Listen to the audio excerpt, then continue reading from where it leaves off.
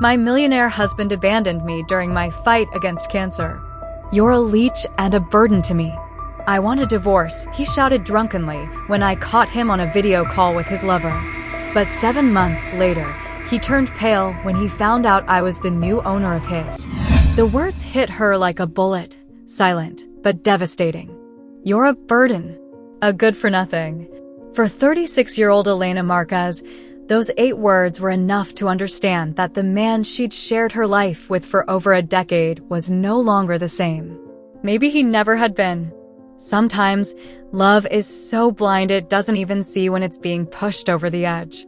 Elena was a woman with gentle eyes, a tired gaze, and a big heart. She had always put others before herself. She worked intermittently as a freelance designer, though Alvaro, her husband, constantly belittled her efforts with phrases like, "That's a hobby, not a job," or "If I didn't bring money into this house, you'd be out selling necklaces in the park." Still, she believed in family, in affection, in love that weathers storms, until her body started sending signals she could no longer ignore. She had been feeling strangely fatigued for weeks, sharp pains in her chest, nausea, bouts of dizziness. At first, she thought it was stress or exhaustion. Alvaro had grown more distant, colder, crueler with his words. The pressure of maintaining a perfect image in front of business partners, lunches with wives of executives, and social events where Elena was just another decoration in the room was starting to suffocate her. But she stayed silent. She always stayed silent. The day she decided to see a doctor, she went alone. Alvaro had a dinner with investors, and she didn't want to inconvenience him. The oncologist was direct. His tone was blunt, without compassion. Invasive ductal carcinoma. Breast cancer. Advanced. She needed immediate treatment. Elena's world came to a halt. Not because of the fear of dying, but because she knew she wouldn't have the emotional support she needed. Her deepest fear wasn't death, it was facing it alone. That night, riding home in a taxi, she replayed the doctor's words over and over.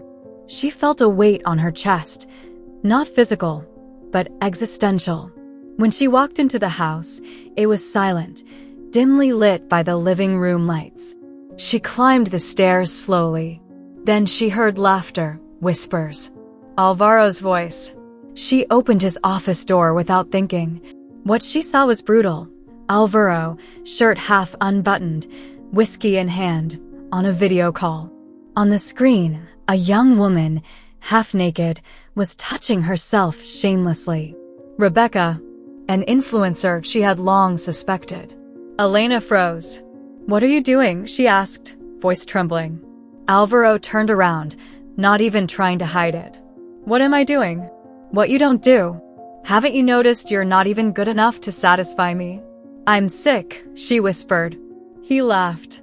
"Exactly. You're sick. Pathetic. It's like having a statue in bed. You don't move, you do nothing. You're not even good for warming me up. And you know what else? I want a divorce. I don't want to live with a burden. You're a leech. A good-for-nothing." Elena trembled. She couldn't breathe. "You're leaving me because I'm sick?" Alvaro raised his voice. "I'm not leaving you because of that. I'm leaving you because I'm done. Because you're finished. Because you're not who you used to be. Because you're useless now." Before he could say more, he threw the glass against the wall. It shattered. Elena stepped back instinctively. "Get out of here. I don't want to see you again." His scream echoed through the house. She ran down the stairs, feeling something inside her shatter completely. At the front door, another humiliation awaited her. Donna Carmen, Alvaro's mother, looked at her with disdain. "And what did you do now? Crying because he yelled a little? Or are you faking that illness to manipulate my son?"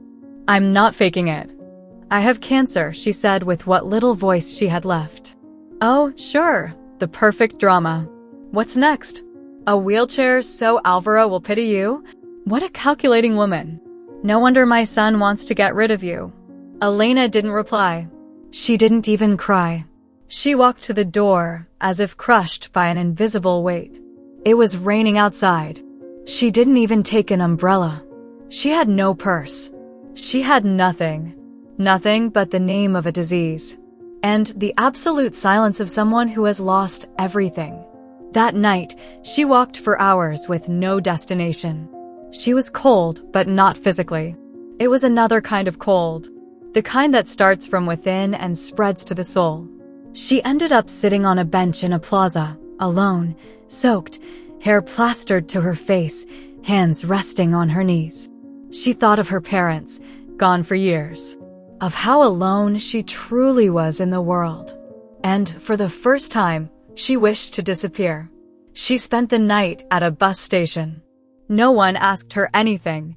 No one noticed her pain. In the morning, she went to the public hospital. She sat in the waiting room, surrounded by gray, hollow-eyed faces, patients with names scribbled on old index cards. A mother was crying because there were no wheelchairs. A child screamed in pain on a stretcher. An elderly man begged for his lost test results to be returned. Elena felt like just another face in that sea of despair. She was no longer the millionaire's wife. Now she was one among many. Just another woman, broken, invisible, sick, and alone. Full name, a nurse asked from behind the counter. Elena Marquez de la Vega, she answered in a whisper. De la Vega? The woman looked up. Any relation to Alvaro de la Vega? Not anymore, Elena said with a dry sigh. The nurse asked nothing more. She handed her a slip and told her to wait. Hours passed. She didn't eat, didn't drink, didn't speak to anyone. She felt her soul slowly fading. At some point, her vision blurred. She was on the verge of fainting. Then, a hand gently touched her shoulder. It was another nurse, younger, with an expression that didn't match the grim surroundings. She smiled kindly and whispered, "You don't have to give up now." Elena looked at her, confused. The nurse handed her a folded piece of paper. "They can help you there, if you still have the strength." And she left, as if she didn't want to be seen by anyone else. Elena unfolded the paper with trembling hands. An address. A name. An unfamiliar place. She had no idea what she would find there.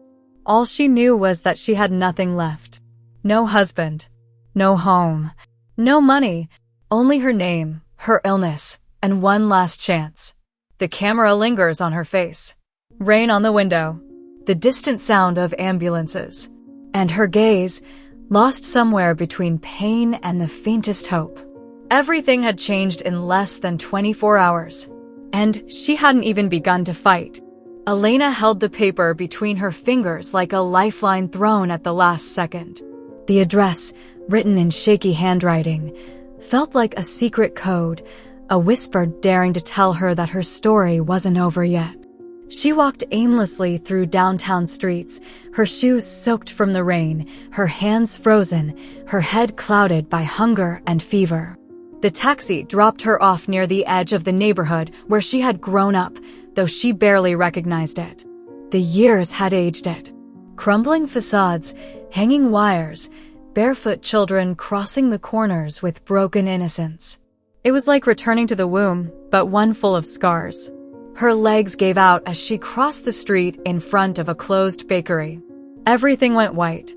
She fell. The dull thud of her body hitting the ground made a few neighbors peek out. Most closed their doors again. Other people's misery didn't scare anyone anymore. But a man ran out from a small clinic. His face was gaunt, his hands steady, his eyes marked by sleepless nights. He knelt beside her and checked her pulse. "Hey, can you hear me?" Elena barely moved her lips. "Cancer. I have cancer." He didn't look surprised. He lifted her in his arms with surprising strength and carried her inside the makeshift medical center. The place smelled of alcohol, old paper, and instant soup. There were broken stretchers, a space heater, and piles of donation boxes. The man gently laid her down, removed her shoes, and covered her with a gray blanket. "You fainted from dehydration and exhaustion. When was the last time you ate?" She shook her head, too weak to answer. He brushed her forehead gently, as if he were touching someone who had been at war for a long time. Do you still want to fight? Or have they already killed you on the inside? Elena looked at him for the first time. He didn't look like a doctor. His uniform was stained, his beard messy, and there was a sorrow in his face he couldn't hide. But his voice was soft. There was no judgment in it. Only humanity. Who are you? Elena whispered. My name's Julian. I'm a nurse. But here, we all do everything. We cook, we clean, we cry, and sometimes we survive. You. Elena Marquez. Welcome to the hole in the world, Elena. In the next room, someone was crying. Julian got up without saying a word and came back with a teenage girl, around 15. She wore headphones, a backpack decorated with patches, and carried a notebook under her arm. Her hands moved repetitively, and she didn't make eye contact. Julian made a hand gesture. The girl nodded, approached Elena, and placed a cup of hot tea on the table. My daughter. Her name is Clara. She has autism, but she's the kindest person I know. Elena tried to sit up, but her body wouldn't respond. Fear clung to her stomach like an invisible claw. And this place, Centro Esperanza, it's not registered. It survives on donations, volunteers, and miracles. The hours passed slowly. Julian fed her a plate of rice and lentils. Clara sat on the floor drawing. Every so often, she would walk over and show her drawings. Cats, skies, bald women, birds. Elena smiled for the first time in days. The girl didn't speak, but she was screaming at her that she wasn't alone.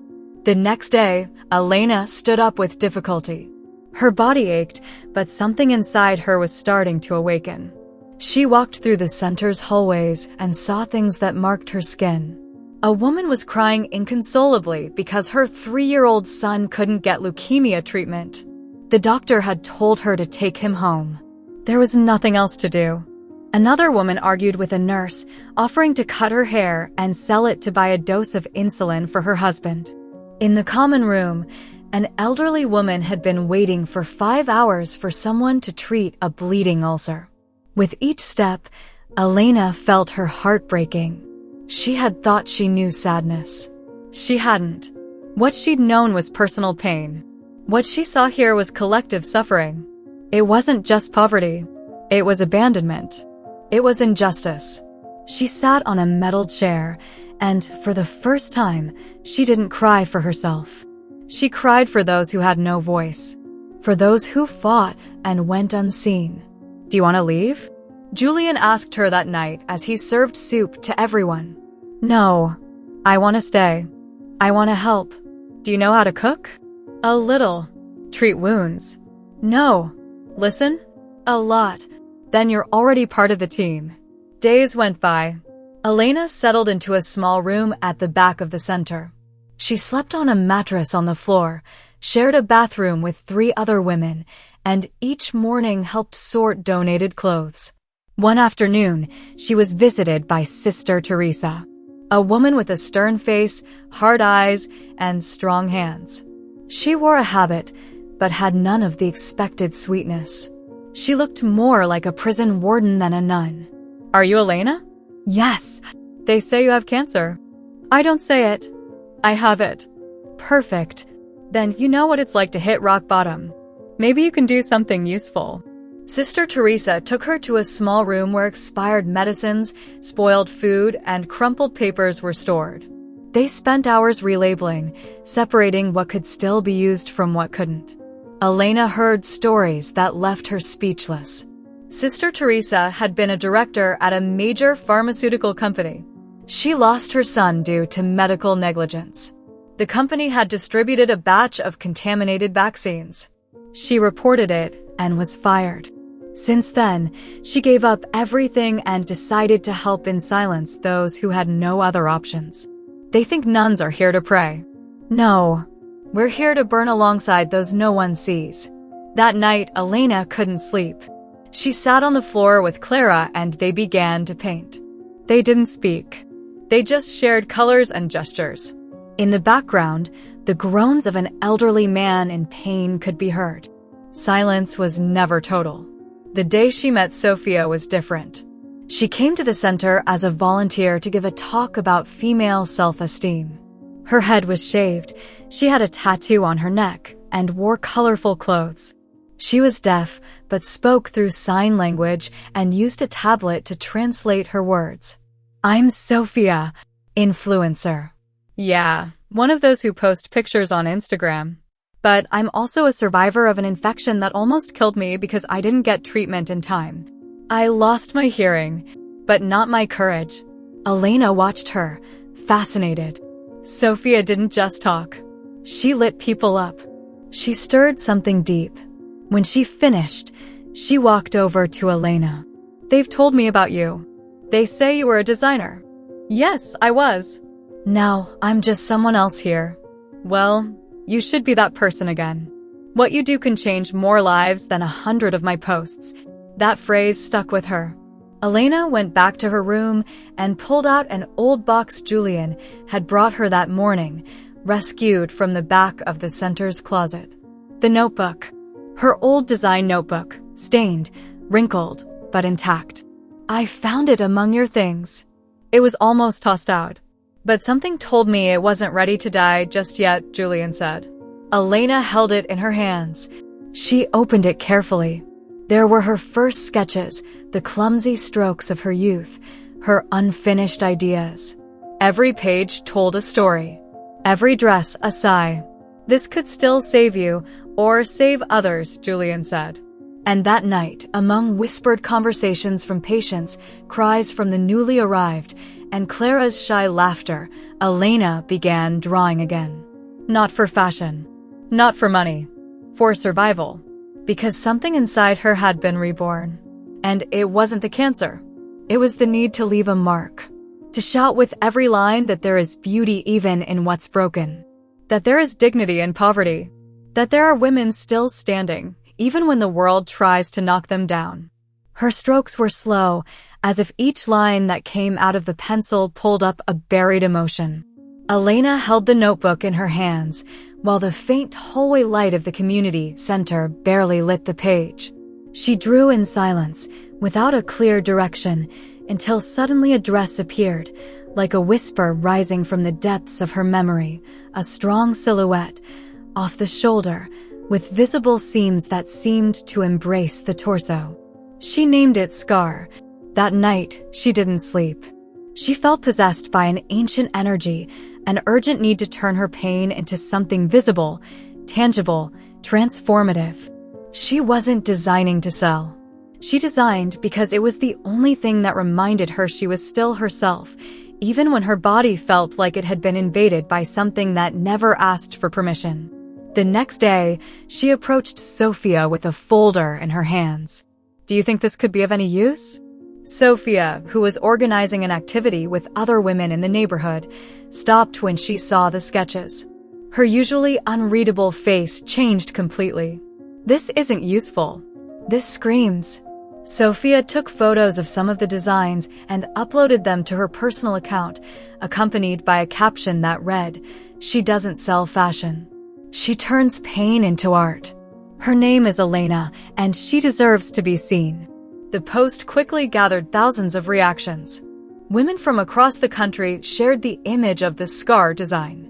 Some sent photos of their own battle marks, surgeries, accidents, childbirth, cancer treatments. Elena didn't fully understand what was happening. She barely had a borrowed phone with a cracked screen. It was Sophia who arranged a small, improvised photo shoot. They used donated clothes, leftover fabrics, borrowed makeup.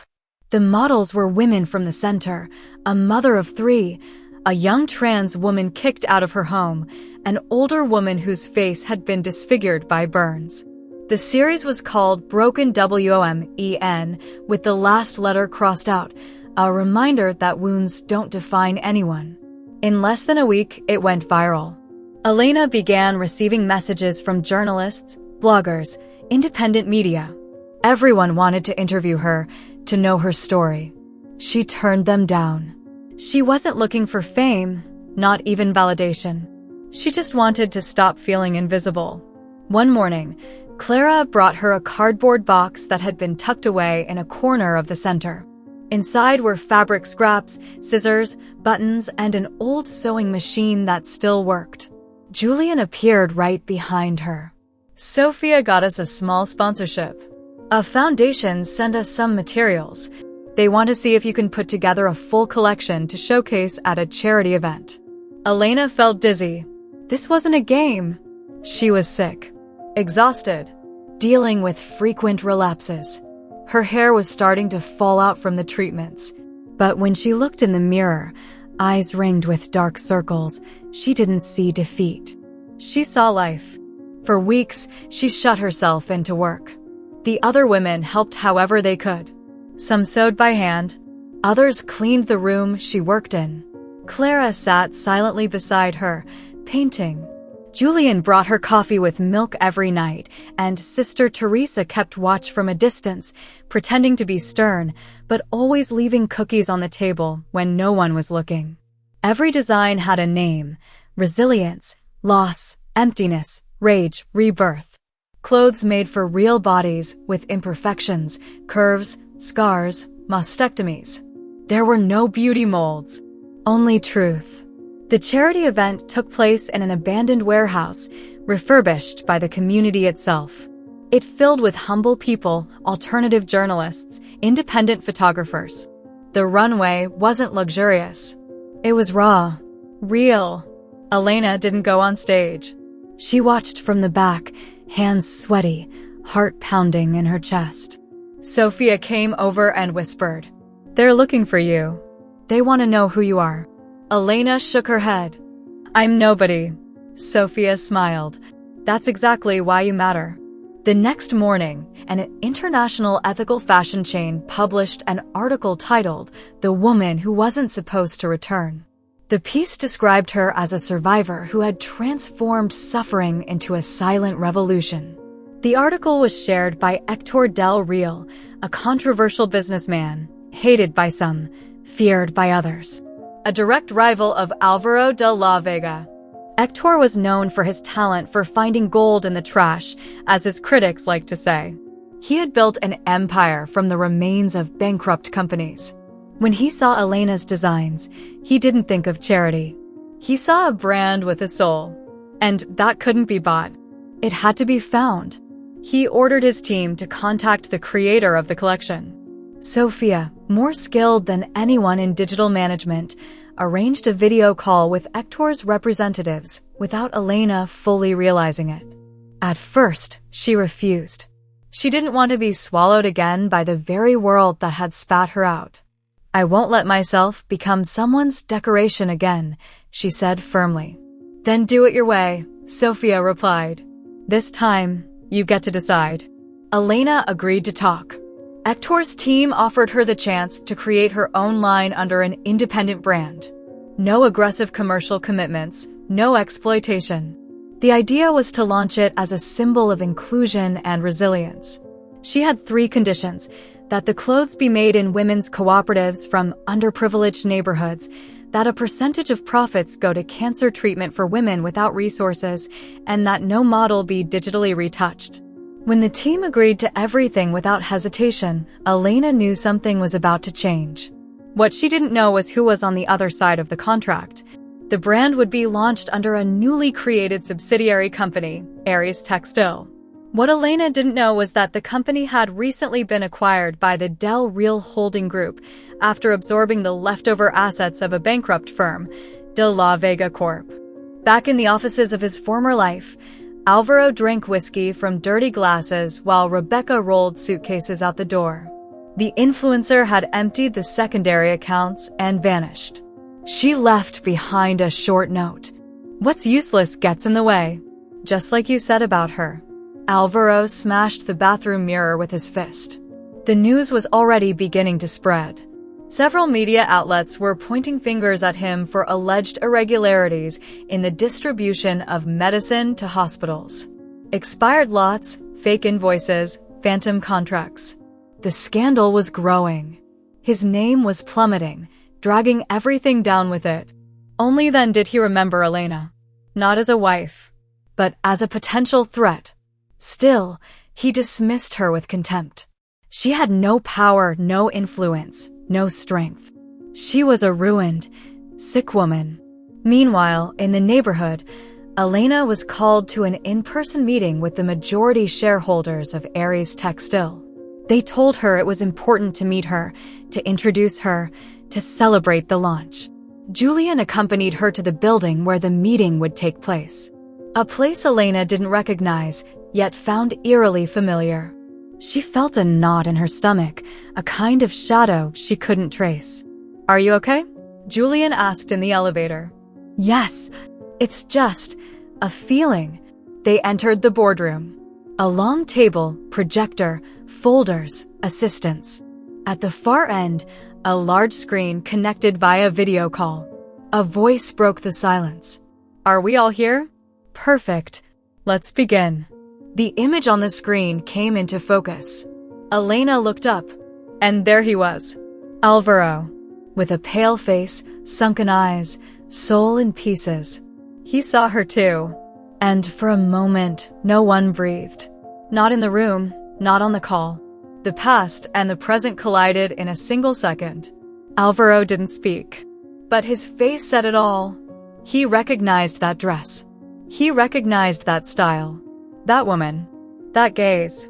It was her. The woman he had left to die. The woman who wasn't supposed to return. And she had returned. More alive than ever. More powerful than ever. The meeting continued. But nothing would ever be the same. And the real game was only just beginning. Alvaro didn't look away. On the high-definition screen in front of him, Elena didn't seem to tremble. She didn't look fragile, and certainly not defeated. She wore a sober, asymmetrical suit with seams that looked like battle lines, and she carried a presence that could freeze blood. The woman before him was no longer the one he had humiliated, abandoned, and trampled while she fought cancer.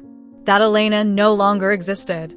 And the one who had returned did so with something he had always lacked, dignity. The silence in the room turned into torture. No one dared to speak. The attendees shifted their gaze between the screen and Elena's face, as if witnessing a sacred scene. She stepped forward. She didn't raise her voice. She didn't shout. She didn't even change her tone. It was that calm that made everyone's skin crawl. "I came to do what you never had the courage to do. Save others." Alvaro swallowed hard. He shifted in his seat awkwardly, as if the weight of her words had bent his spine. He tried to react, to regain control. He leaned toward the camera and forced a broken smile. "Elena, this is just a coincidence. I had no idea you—" "Don't fake surprise," she interrupted, her tone dry but composed. "You knew exactly who signed the contract. You don't miss those details. You just thought you could control the situation, like always. This is a business meeting. It's not the place for personal grievances," Alvaro said, trying to reassert authority in front of the others. A couple of executives lowered their gaze, visibly uncomfortable. "I'm not here to complain. I'm here to remind, because it's clear you've already forgotten who I was. Or maybe you never cared." He pressed his lips together. For a moment, his face changed. He was no longer the elegant, arrogant businessman. He looked like a child caught in a lie, moments from being exposed. "I want it to be clear," Elena continued, "that everything I do with this brand will be used to help those you turned into numbers. Into statistics. Into medical casualties. That's the real meeting, Alvaro. I didn't come to close a deal. I came to open wounds. Because only when you see them can they heal." Silence filled the room again. The screen flickered. Alvaro's connection froze for a few seconds, as if even the technology could feel the tension. Elena turned to the board members. "We can continue the meeting. I will not allow this company to have any ties to what he represents. If necessary, I'll walk away. But I will never be part of a structure that covers up crimes. And what Alvaro did is not an opinion. It's a crime." That last sentence stirred a murmur in the room. Two attendees quietly stood and slipped out the door. The meeting ended without applause, without pleasantries, without goodbyes. Only with a tremor running through the hallways. Days later, in the community center kitchen, Julian placed a stack of documents on the table. They were reports, medical records, irregular contracts, signed statements. He had been collecting them for years, ever since his wife, Lucia, died from an adulterated drug that should never have been approved. He had suspected the corruption network ran deep, but when he saw the name De La Vega Corp in the distribution chains, it all became personal. The batch that killed Lucia had a fake quality control stamp. There are records showing the pharmaceutical company that sold it received funding through shell companies. 3 of those companies are registered to former associates of Alvaro. Elena listened in silence, a knot forming in her stomach. The man who had once been her husband, who had shared her bed, her body, her dreams, also had blood on his hands. Maybe not directly. Maybe he never saw Lucia or even knew her name. But he had allowed it to happen. He had enabled it. "What do you want to do with all this?" Julian asked. "I want to show it. All of it. But I don't want to be the one who speaks. I want the forgotten ones to speak." Sister Teresa was the first to raise her voice. She organized an informal press conference in the courtyard of the center. There was no red carpet, no fancy microphones. Just a plastic table, a worn-out banner with the word justice painted on it, and a line of people with stories that hurt just to hear. "My son died due to a covered-up medical negligence. And I was part of the company that caused it," Teresa said. "The cancer that consumes us as a society isn't always biological. Sometimes it's moral. And Alvaro de la Vega is metastasis." The testimonies spread across alternative media. No one expected a nun to accuse with such force. Social media erupted. The next day, an investigative journalist contacted Elena. She showed her confidential documents, recordings, even a leaked conversation in which a De La Vega Corp executive said, "They don't matter. Honestly, no one sees them. They have no voice." Elena felt that tremor in her chest again. But it was no longer fear. It was fury. It was resolve. She gathered all the evidence and delivered it directly to the prosecutor's office. She didn't alert anyone. She didn't seek headlines. She just acted. A week later, Alvaro was summoned to testify. The press swarmed the courthouse entrance. Cameras showed him disheveled, nervous, stammering through his answers. He tried to deny the connections, then said he didn't remember. Later, that someone had betrayed him. His story fell apart with every sentence. Meanwhile, Elena continued with her work. She visited health centers, designed with more determination than ever, spoke with patients, organized workshops with women who had been victims of institutional violence. She became a symbol of resistance, of struggle. Alvaro, for his part, began sending her messages. At first, cold, then more emotional. Until one night, Elena received a letter. "I crawled for power, and I lost everything, even you. I lost the only person who loved me even when I didn't deserve it." She didn't know whether to laugh or cry. She tucked the letter away in a drawer without fully opening it. She had forgiven him long ago, but forgiving wasn't forgetting, nor was it going back. One morning, she was summoned to a final meeting. It was with the prosecutor handling the case. Julian went with her. In the room were also members of the press, recorders running, cameras ready. The prosecutor stood, face stern. After analyzing the evidence presented, and based on the sworn statements received, the public ministry has decided to issue an arrest warrant against Alvaro de la Vega for the crimes of corporate fraud, distribution of adulterated medication, and complicity in involuntary manslaughter. Elena closed her eyes, not out of relief, but out of respect. Every step of that process had cost blood, tears, losses. Nothing would bring back Lucia, nor Teresa's son, nor the hundreds of anonymous patients. Outside the courthouse, reporters were shouting. When Alvaro was escorted by 2 officers, he tried to hold his head high.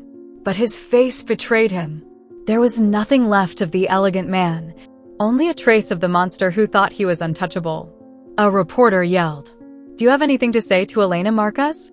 Alvaro stopped. He looked at her through the crowd. She was there, standing, calm, steady, just that. "I'm sorry," he said, his voice breaking. "I lost everything. Her, especially her." Elena didn't move closer. She didn't hug him. She didn't reply. She just looked at him with compassion, not pity. And when he disappeared among the camera flashes, she turned to the journalist beside her. He didn't lose a wife. He lost a woman who only wanted to be loved when she needed it most. The phrase made headlines. It became a banner. And Elena, without intending to, without seeking it, became a voice that could no longer be silenced. But there was still one more cycle to close. A much deeper one. And that no court could resolve. Only the heart. Because even strong women must learn to live with the wounds that justice cannot heal.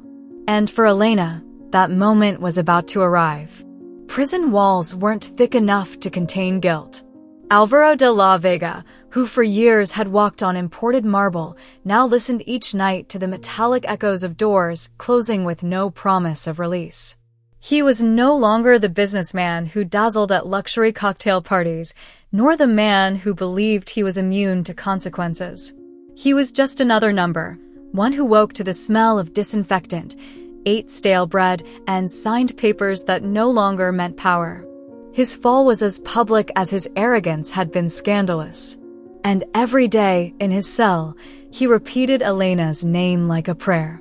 Not for redemption, but because in the end, when everything crumbles, the only truth left is who you betrayed when they needed you the most. Rebecca, the young woman who had joined him in his spree, didn't fare much better. Authorities found illicit transfers, identity fraud, and tax evasion buried in her fake brand contracts. She tried to flee, but was arrested in a roadside motel with a baseball cap over her face and her nails still painted gold. None of the people who cheered her on social media came to defend her. No one donates likes when the algorithm changes sides. She went from influencer to crime headline in under 24 hours. Meanwhile, in the neighborhood where misery had learned to dress in dignity, Elena Marquez walked with her shoulders high and her heart at peace. Months had passed since everything exploded. Her body was slowly starting to respond. Medical tests confirmed her cancer was in remission. Medicine had done its part, but she knew the true healing was emotional. Letting go of the hope for love from someone who only knew how to use. Letting go of the guilt for trusting. Forgiving herself. Forgiving him without excusing him. And healing not to forget, but to transform. Julian waited for her every afternoon at the center's entrance with a cup of hot tea. They didn't talk much. They didn't need to. They shared silence with the same respect they once shared wounds. He loved her. That she knew. And she also felt something for him, deep, real, sincere. But one afternoon, while sorting boxes of donated clothes, Elena held his gaze with a tenderness that hurt. "I know you'd like to stay," she said. "And you know I would," he replied. "But my path is different. I don't know how much longer I'll be here. I don't even know how much longer I'll be well." Julian lowered his head, but he didn't argue. "Your mission goes beyond us," he said, without resentment. And in that sentence lay his unspoken farewell. With part of the income from her brand and support from international foundations inspired by her story, Elena launched a project that had been dormant in her memory for years, building community clinics. Dignified care centers in neighborhoods where healthcare always arrives late or never at all. The first space was built on an empty lot in the same neighborhood where she had fainted that gray morning when the world seemed to have turned against her.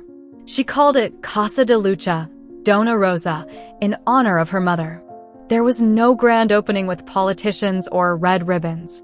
Only Sister Teresa was present, hands clasped, and a group of women who cleaned the place with worn-out cloths and intact hope. When the doors opened, a line of mothers holding children had been waiting since dawn. Some came from nearby neighborhoods, walking for miles. Others brought medical reports no one had ever bothered to read to them. There, for the first time, someone looked them in the eye. Elena didn't wear a white coat. She didn't pretend to be a doctor or a heroine. She walked the hallways speaking with each woman, asking their names, their stories, their fears.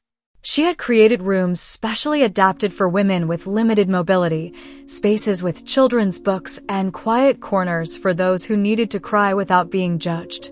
Each week, she gave a talk. Not about fashion, not about cancer. She spoke about the invisible, about what's never said.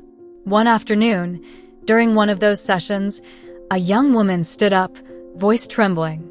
"My husband says if I get sick, he'll leave me. That he won't put up with a useless woman." Elena took a deep breath. She walked over and held the woman's hands. "Let me tell you something no one told me in time. If someone measures your worth by your usefulness, it's not love. It's slavery with a pretty name." The room fell silent. Some cried. Others applauded. A woman in the last row took out a folded letter. She was the same nurse who, months before, had handed Elena that piece of paper with the life-saving address. "You have no idea what you did for me that day," Elena said when she recognized her. "You do know what you did for all of us," the woman replied. As the center grew to become a local beacon, Sophia was packing her bags. She had received a scholarship to study visual communication in Paris. It was a golden opportunity, but she had doubts. "I don't want to leave this," she told Elena. "I don't want it to feel like I'm abandoning it." "Leaving isn't abandoning," Elena said. "It's growing so you can come back stronger." Sophia hugged her like a sister. She gave her her first sketchbook and promised to return with more tools, more ideas, more strength. Clara, Julian's daughter, became Elena's quietest but most dedicated apprentice. She had started designing her own clothes. She used fabrics others had thrown away, mismatched buttons, cuts no one understood. But every dress she made had soul. One of them, made from hand-embroidered scraps, was displayed in a community gallery. Elena accompanied her, holding her arm like a mother and daughter. "Do you realize what you're doing?" Clara whispered. "I'm just watching you." "You're the one doing it," Elena replied. Sister Teresa, in one of her rare visible moments of emotion, stood crying in front of the pediatric room. She had seen the children being treated with tenderness, with time, without being yelled at or rushed, just as her own son had deserved, as she never could give him. This is what he would have wanted," she said. Elena hugged her from behind, and they stayed in silence. Months later, during a day of activities at the center, a 7-year-old girl approached Elena. She wore a pink scarf on her head, a shy smile, and held a folder in her hand. She handed it to her. "It's a drawing," she said. "Of you. You saved me."